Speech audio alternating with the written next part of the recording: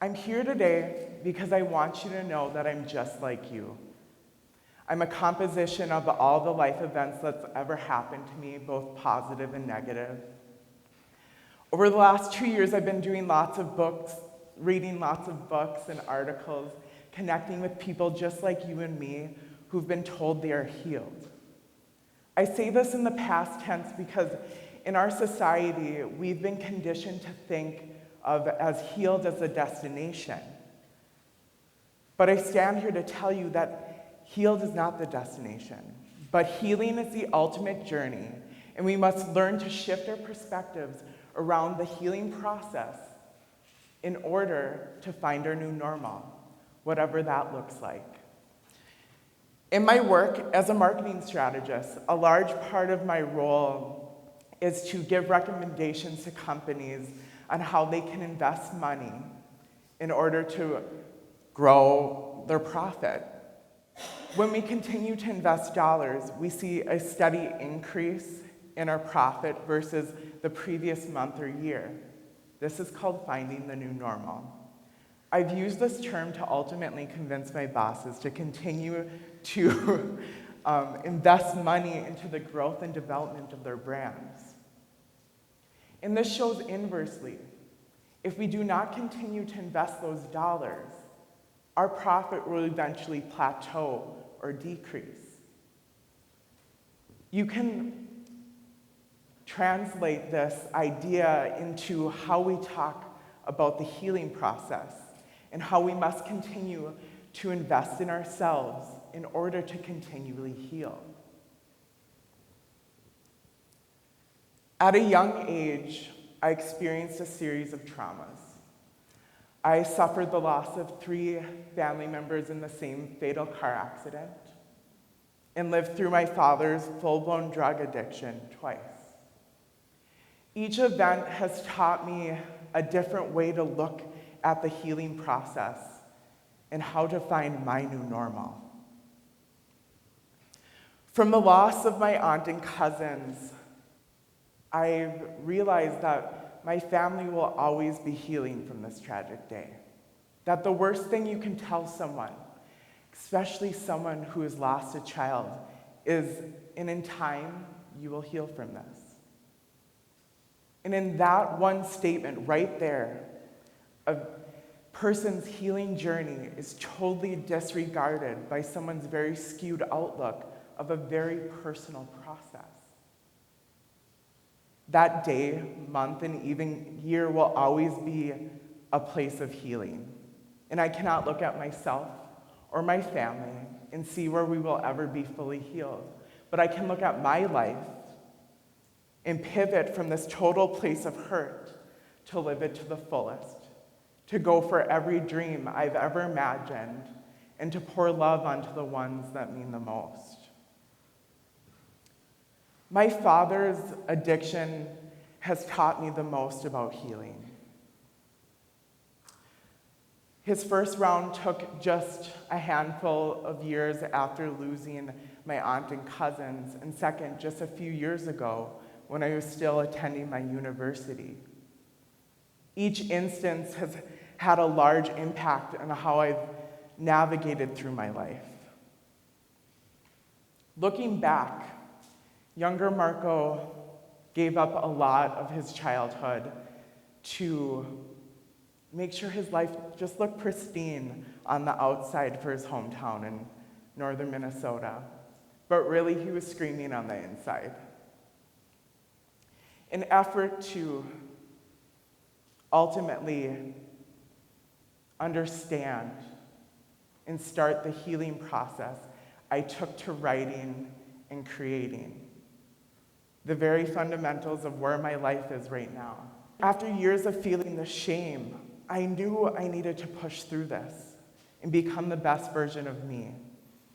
I read personal development books, I took leadership positions, I wrote a lot, and I prayed my heart out. And most of all, I started connecting and relating to others and found I wasn't alone in all of this until I felt like I was. When I got to college, I got the chance to be the person I always wanted to be. Life had finally felt like it was falling into place, and I could relinquish the shame I had carried for so long. So I thought. Until one day, I got a call from my twin sister crying to me that our dad had relapsed. Mostly sober for 10 years, and he had relapsed. My chest had immediately tightened, and the thought of what do I have to give up this time to make this better rolled into my head.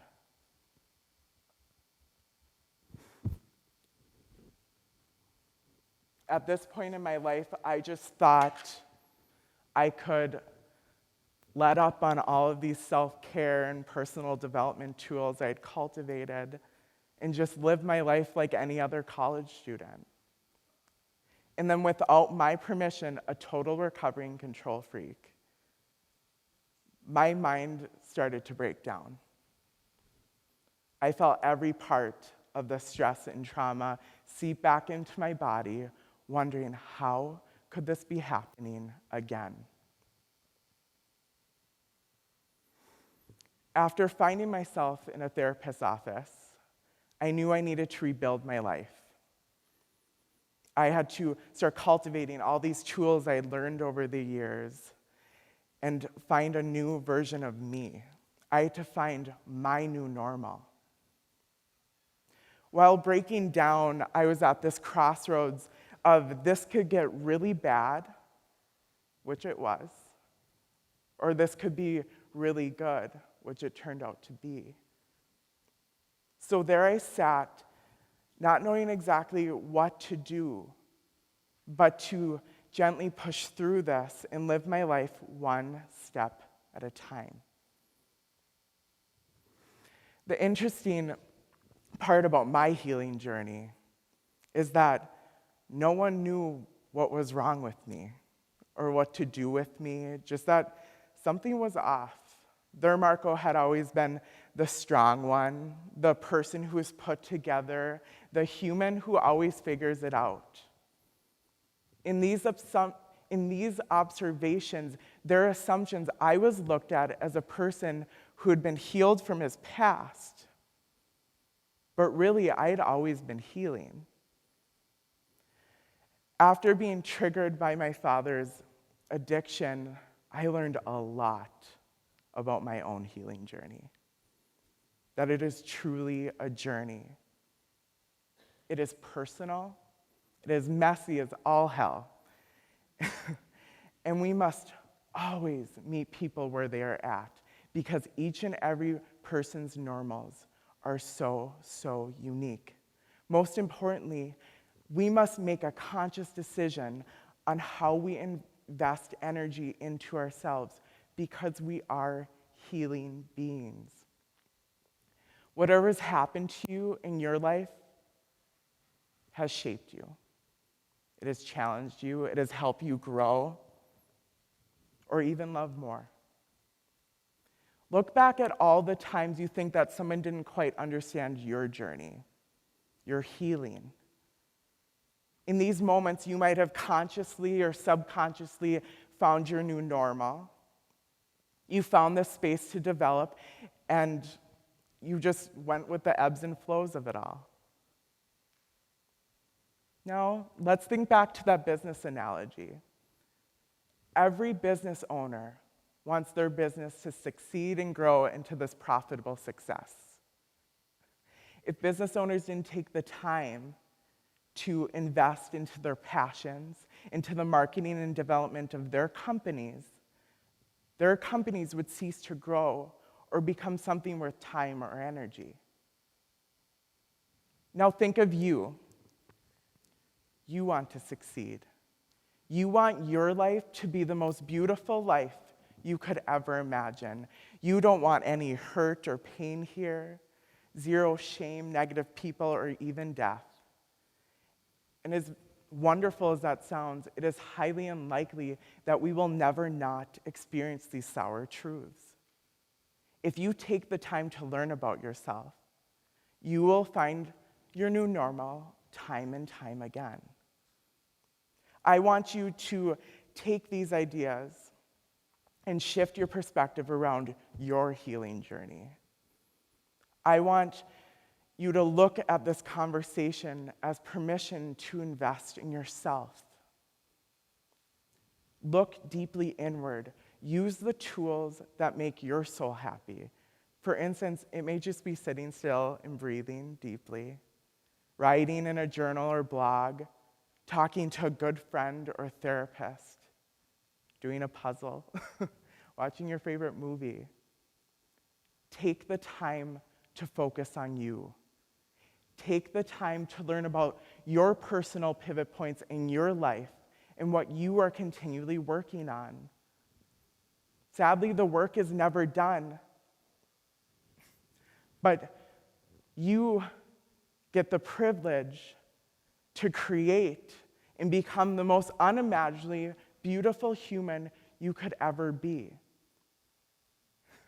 And as cliche as it sounds, perfectly imperfect in every way, I want you to look at my story, my journey, as encouragement to continue to heal, to always find your new normal again and again. Thank you.